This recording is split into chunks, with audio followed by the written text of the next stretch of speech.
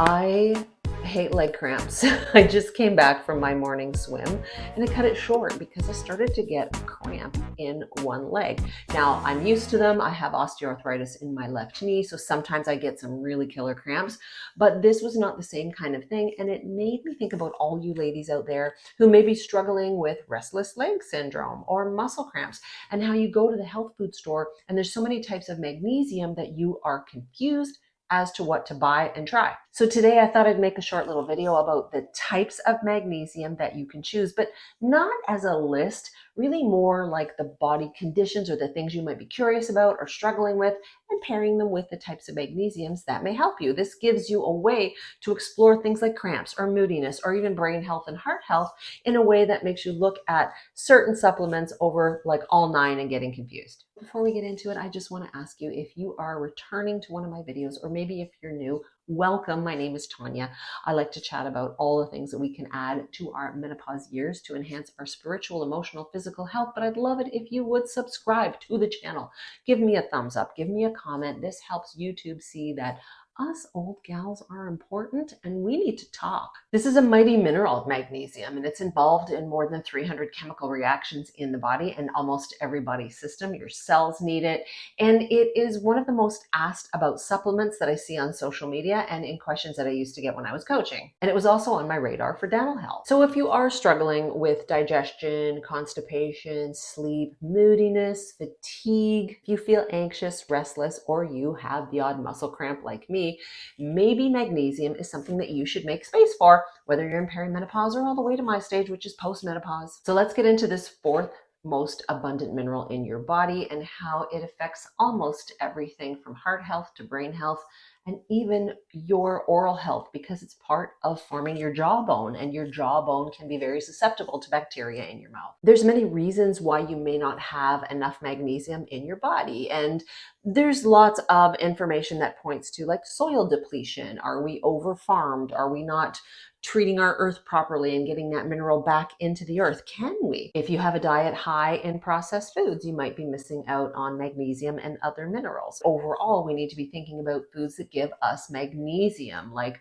leafy greens and things like pumpkin seeds. And if we have a lot less whole foods in our diet, we may be missing some magnesium. But when I think about our age and stage, I also think about our gut absorption and stress. So maybe we're not absorbing that magnesium like we should.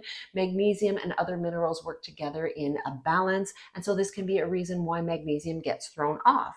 And then there's other things that we consume that can boot out magnesium from the system, and that can be coffee. Stress can burn through minerals, and even medication. And now I am not telling you to get off your medication. So things like diuretics can do it. Antacids might change your magnesium. Oh, and the use of alcohol can also change your magnesium levels in your body. So these are things just to be aware of. I would never tell you to get off medication at all.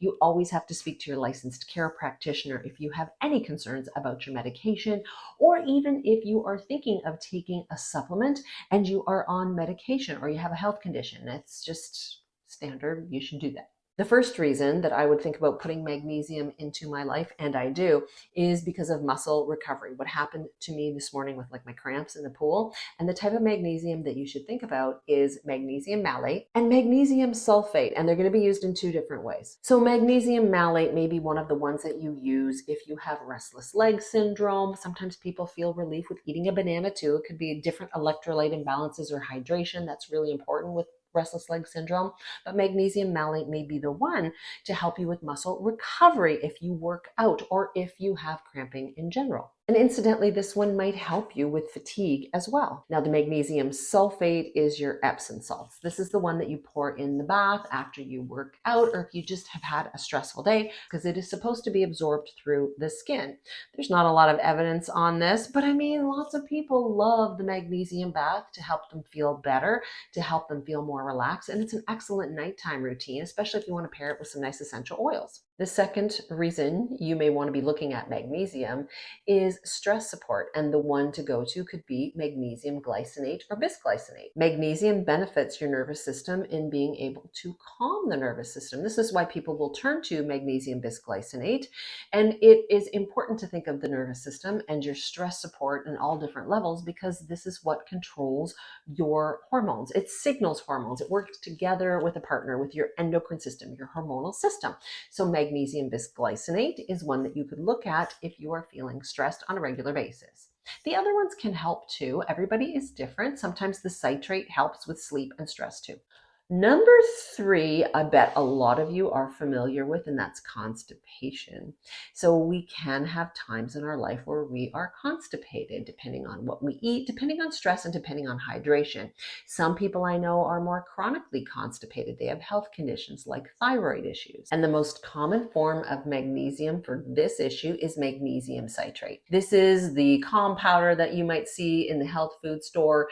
This is something I use at night as well. Not always for constipation, but I do find it helps me sleep too. It's an excellent addition to a sleep stack if it works for you. But if you are looking for magnesium for constipation, this one is kind of handy, because what it does is pull water in from your body and put it into the small intestine to bulk up your stool, to add more moisture to your stool so that it can go out into the toilet. But you need to drink enough water. Now, before I get off this magnesium citrate and constipation concept here, I want to say that in a lot of detox circles, people talk about the drainage funnel and going to the bathroom. And this is important.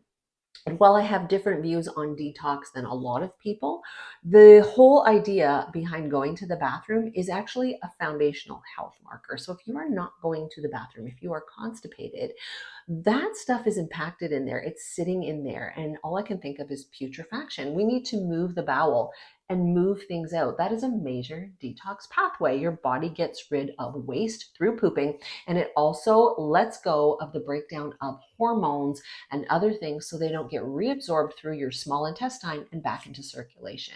So if you are constipated, I urge you to start thinking about ways that you can open up your bowels, and maybe magnesium citrate can help you. Definitely make sure you're hydrated. Can't say that enough. Do you have headache or heartburn?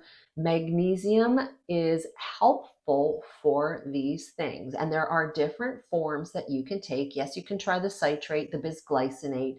One of them is orotate, but I'm not sure if I would always pick this one. It is noted for headache and heartburn, and you certainly can try it. I just want to give you a couple of things to think about. It is less absorbable, so it also works for constipation, but it can work in the opposite direction and give you a lot of diarrhea. Now, if you are like me and have had a few colonoscopies, you will be familiar with this particular form of magnesium and how it really cleans you out from top to bottom. My fifth reason is brain health, and the magnesium you might want to think about again is magnesium bisglycinate or glycinate. If you are worried about cognition and brain health, magnesium threonate might be your go-to. Now, this particular form of magnesium crosses the blood-brain barrier. So we have a lovely little barrier around our nervous system to keep things out that can mess with it. But there are certain things that can get in. There's some nasties that can get in there too, but this type of magnesium may penetrate the blood-brain barrier and work on your nervous system, your brain specifically. There's some studies that show it may help improve memory. And when you think about the effects on the nervous system, if magnesium is calming, you're going to be able to sleep. Sleep indirectly supports your brain. Sleep gives an opportunity for what we call a brain drain, or the glymphatic system, the lymph system of the brain, to drain toxins at night. Reason number 6 would be heart health and blood pressure, and this would be magnesium taurate. This is because the magnesium contains taurine. This is an amino acid that is very supportive of cardiovascular health and also of brain health. So you could choose this one for brain health too.